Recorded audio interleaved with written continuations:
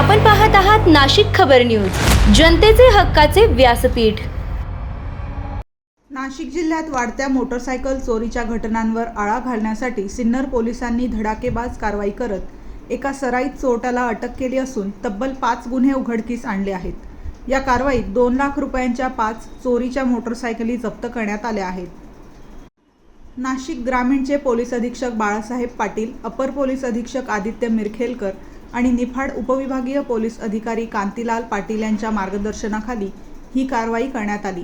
Sinnar police ठाण्याचे police निरीक्षक हेमंतकुमार भामरे यांच्या आदेशानुसार गुन्हे शोध पथकाने 29 एप्रिल 2026 रोजी सायंकाळी सिन्नर शहरातील सरदवाडी रोड परिसरात अचानक नाकाबंदी केली। यावेळी काळ्या रंगाच्या विनाक्रमांक स्प्लेंडर मोटरसायकलवरून येणाऱ्या एका संशयित इसमाला अडवण्यात आले। त्याने आपले नाव करण रामशरण शर्मा, वय 32 वर्षे, राहणार सहवास नगर, कालिका माता मंदिराच्या पाठीमागे, मुंबई नाका, नाशिक असे सांगितले। पोलिसांनी त्याच्याकडे चौकशी केली असता त्याने सुरुवातीला उडवाउडवीची उत्तरे दिली। मात्र सखोल चौकशीत त्याने अडसरे खुर्द, घोटी, ओझर, सिन्नर आणि मुंबई नाका परिसरातून मोटरसायकली चोरी केल्याची कबुली दिली। पोलिसांनी त्याच्याकडून 2 स्प्लेंडर, 2 पॅशन आणि 1 हिरो युनिकॉर्न अशा 5 मोटरसायकली जप्त केल्या।